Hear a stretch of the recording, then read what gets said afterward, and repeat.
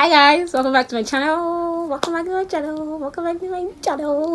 My name is Vina Kerekabuna and I'm reporting from Bayelsa State, Nigeria. I live in Bayelsa State. I live in Yenegoa, Bayelsa State.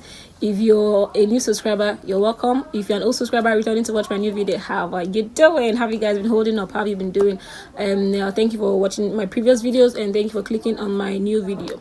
Well, as scheduled with the title of today's video, it's like my 2 years journey, 2 years of being in Nigeria. It's the journey so far, like my life updates. For those of you I don't know, okay, today is the 15th of July 2020 and it's been 2 years since I moved back to Nigeria. It's been 2 years. So I left the Philippines on the 14th of July 2018 and I got to Nigeria on the 15th of July 2018. Like I literally watched the World Cup finals on the plane. If you guys can remember, World Cup finals was on the 15th, right? On the 15th of July 2018, and I watched the match on the plane on roads, Nigeria. That's one memory moment. I can never forget it. I can never forget the date. I can never forget that I had to watch the World Cup finals on the plane because almost everybody's TV screens on the plane that day was the World Cup. Like 98% of the people on the plane was watching the World Cup. Only few people were watching movies or say music or something like that or documentaries, but like literally 98% of people on that plane were watching the World Cup. It was so surreal to me. I just, it was an experience. So yeah, it's been 2 years since I've been back to Nigeria and I wanted to like do an update, the journey so far. How has life been since I've been back? Especially because most people say I shouldn't come back. I mean, you know, when people leave the country, they don't want to come back. Like people don't want to come back to Nigeria. They feel like you already escaped. Why are you coming back? Do you get like you already escaped all this hardship in this country? Like how dare you come back? How dare you want to return to Nigeria? So I had a lot of discouragements. People didn't want me to come back. They feel like, okay, you probably should go and do your master somewhere else, or you should find a way to run from the Philippines to another country. For those of you that don't know, yes, I schooled in the Philippines. I left Nigeria for the first time in 2013. So October 21st, 2013 was the first time I ever boarded a plane. It was the first time the first time I ever left this country. That was 2013. And I was on and off. I was back and forth. But when I finally came back and settled in Nigeria was July 15th, 2018. Right? So it's been 2 years. Today is July 15th. So I figured let me do a recap of how my life has been so far for these past 2 years. How has Nigeria been treating me? How has Nigeria been to me? First of all, let's just say my skin did depreciate at some point, but we are getting back there. I mean, I'm glowing, ain't I? I'm glowing. Let me just point that out because when I came to Nigeria, I came with fresh skin. My skin was flawless. Okay, to be honest with you guys, I've always had clear skin. Always before I left this country. Even when I wasn't using powder or any makeup product at all, people I always got the question, what product powder are you using, what foundation are you using? I always have those kind of questions. But and then I was not even using any foundation or anything. But my skin has just always been clear. Let's just point that out. It's not the Philippines that made my skin clear. My skin was always clear from Nigeria. Let's just let that be out there first. So okay. So I went to the Philippines and maybe my skin got clearer. Probably I got fresher, AC and all that. So I got fresher. At some point I was breaking out. I began to break out in the Philippines, even though I've never had a breakout in my life since prior to 2016 when I had breakout in the Philippines. I've never had breakout. Like I said, I've always had flawless skin. Even pimple was like, for me to have a pimple was a big deal. I didn't used to have any of those. So I had a breakout sometime in the Philippines and I went to a dermatologist because I'm not one to self-medicate. Never ever. I'm not one to self-medicate, even if it is my skin. Plus I'm particular about my skin. My skin is like one of my most precious assets. So which is one of the reasons why I don't wear makeup a lot, because this skin needs to be like this till I'm 152. Do you get? We don't want any wrinkles. So I went to a dermatologist and then she recommended some things. We did try and error until we got the products that worked for me. And I bought them when I was coming to Nigeria. I've been using them since then. So I've run out and I've already sent my friends in the Philippines to buy for me because I cannot find them in Nigeria. So yeah, my skin routine, I'm not a skin regimen kind of person, but let's just say God has blessed me with a good skin. Yeah, God has blessed me. So I'm grateful. When I came to Nigeria at some point, my skin wasn't doing so well. I was adjusting to the Nigeria, but I think we've adjusted quite well because our skin is once again glowing. It's once again, it's glowing. This all these things is, by the way, number one thing is on my list because I have a list. Number one thing on my list that I want to talk about since I've been back, since I've achieved the journey so far for me. Number one, top most priority is NYSC. Thank God I have done NYSC, because NYSC is such a big deal. For those of you that don't know, it's a National Youth Service Corps. Every graduate in Nigeria has to go through 1 year of service. So you serve your fatherland, you serve Nigeria. That's before you can get a good job or a scholarship, or apply for masters, or apply for like things that have to do with life generally, like moving forward. NYSC is almost compulsory. I mean, you can get away with it if your father have a private company that you don't plan on working for anybody else, or your uncle has a company, so they just absorb you into the system. You don't need your NYSC. Some private companies don't mind, but if you're a big multinational, the government requires that before you employ people, they have NYSC. So government offices require NYSC. Some big private firms require NYSC. Masters, if you want to do masters in Nigeria as a Nigerian, it will require NYSC. Just like if you want to apply for scholarships, NYSC is needed. Literally anything you want to do in Nigeria, you need NYSC. So thankfully, I have done that. So I landed on the 15th of July 2018, and by August, I can't remember what date, say like 14th of August or so, I was in NYSC camp. We had to go to camp. I wrote for NYSC in July, and by August we were called and I went to camp. So yeah, things like that. I'm done with NYSC. I finished NYSC in July, also July 2019. I'll do a video next week, I think, addressing my 1 year after NYSC, how it has been. But this video is 2 years after I moved back to Nigeria. That's the whole essence of this video. So yeah, one thing that I've achieved, I've done NYSC. Yeah, thank God. That's so behind me. Like, I couldn't wait. Like, thank God we are done with that chapter of our life. NYSC done and dusted. Number 2 is I have a job, thankfully. This is very important to me because, I mean, moving back to Nigeria, people are like, there are no jobs, Nigeria is in a recession. Why are you moving back to a country where people are struggling? You will not find a job, you will struggle, and all of that. And like my pastor in Philippines always says, Nigeria will favor you. Like, where you go, like as a child of God that serves the living God, it will favor you. When others say there's a casting down, you will say there's a lifting up. Because why? Because you serve God. And when I was coming, I kept on proclaiming that, I said Nigeria would favor me. Nigeria would work for me. Nigeria will work for my good. And I'm not even boasting, but I'm boasting in Christ here that since I've been back, I've not had to struggle to get a job. I've not had to struggle to make ends meet. I've not had to struggle that there's no money in my account like every month. It doesn't happen. Like, thankfully, every month since I've been back, money has been in my account. I've had to receive an alert that had to do with a job. Do you get? So yeah, job wise, God has been good. We have a job right now. I have a stable job. I work for the government. I'm a civil servant.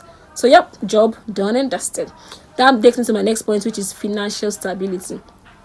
Yes, in a recession, even though the country was in a recession, I was somewhat financially stable. I wasn't exactly broke. I mean, there were some times where there was no inflow of money. There were periods where I wasn't exactly the most financially buoyant person around. But at the end of the day, it all worked out fine. Financial stability is, we are achieving it little by little. So I'm putting in the little drops of water, and hopefully it makes a mighty ocean for me. I'm building the steps, I'm making necessary actions, taking necessary actions, doing the necessary investments and all of that, and God has been faithful.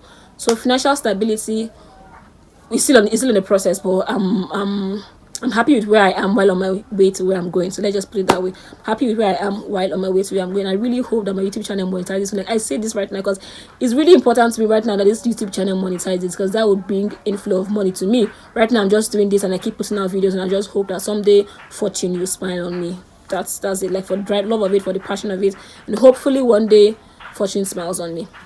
Number 4 point is relationship with God. In the Philippines, yeah, when I was away, I attended Redeem Christian Church of God, and I was a worker in church, and my pastors were very particular about workers, and especially me, and I mean a few other people, that they took us as their own. They were hard on us. They called us when we missed service, or even when we missed rehearsal. If you go late to church, you're being scolded. So my relationship with God was good, but it didn't start in the Philippines. I've always been a Christian. I've always been born again. Like I said in my some videos ago, I gave my life to Christ at the age of 8. I'll do my salvation story video someday, but I gave my life to Christ at the age of 8, and I've steadily grown since then. So my relationship with God has grown. Even when I was in Nigeria, in my church, I was very active. In Nigeria before I moved to the Philippines. When I moved to the Philippines, I found a church that I could call home. it was redeemed. I had pastors that really cared about me and about like things that pertain to me, my academics, my finances, my relationship. Like they cared about, like they were very particular. It wasn't a big congregation like the one I have in Nigeria. So we're less than 200 people in that church. So my pastor probably had everybody's number. He could call everybody and check up on everybody. Shout out to Pastor Wale and Mommy Tayo. I really love you guys. Thank you for everything you did. Yeah, so yeah, my relationship with God since I've been back in Nigeria has been, it wasn't okay. So let's say for the 2018 and 2019, my relationship with God was not what it used to be.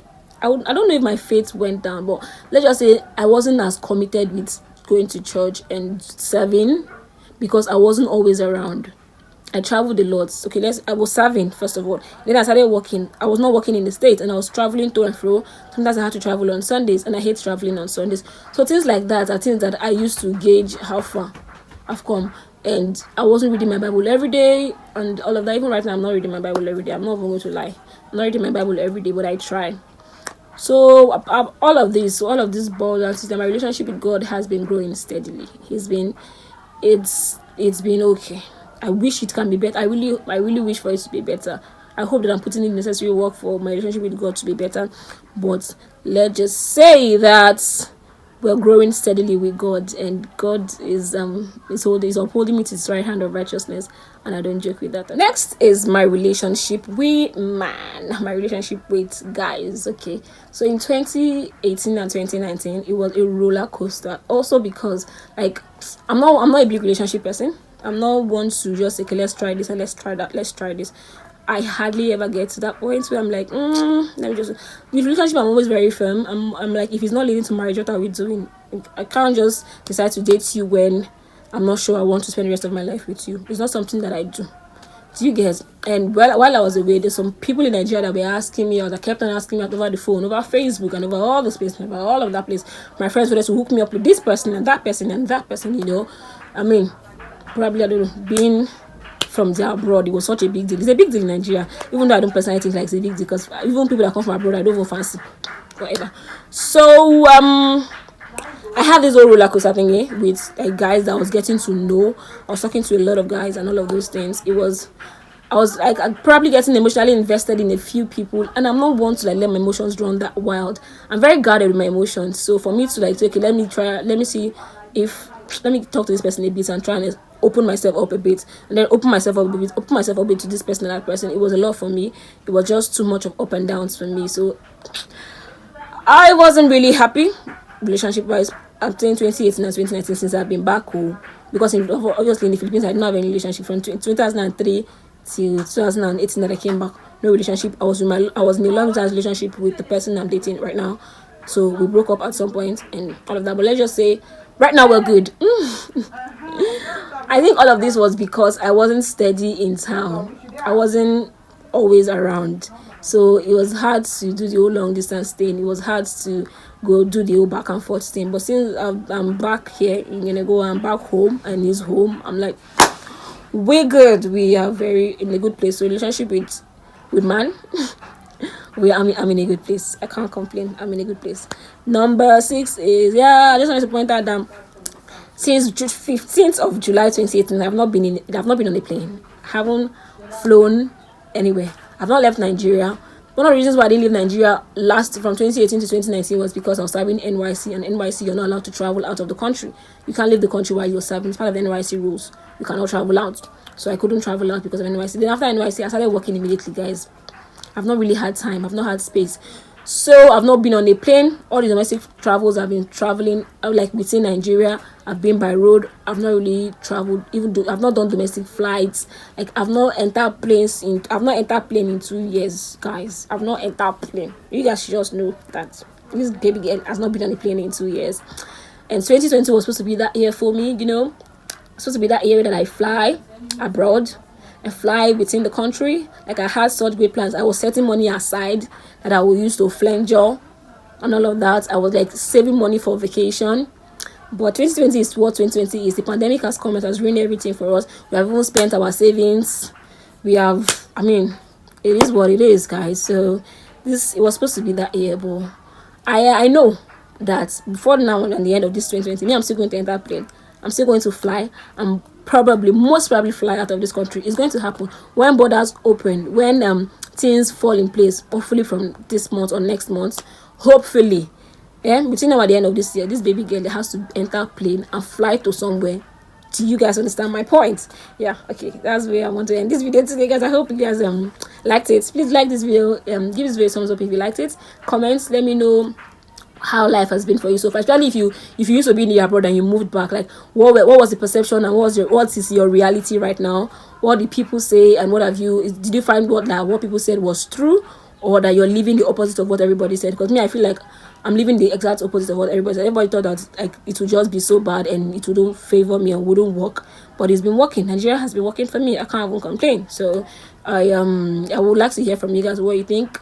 If you've moved, or if you have any friend that has moved back to Nigeria, how has life been for them so far? Let me know in the comment section, and like this video, share it to your friends, your families, to your loved ones. Please help me grow, help my YouTube channel grow. Comment, like, engage in this post, and until I see you in my next video, guys, please continue to remain in God. God bless you. Bye.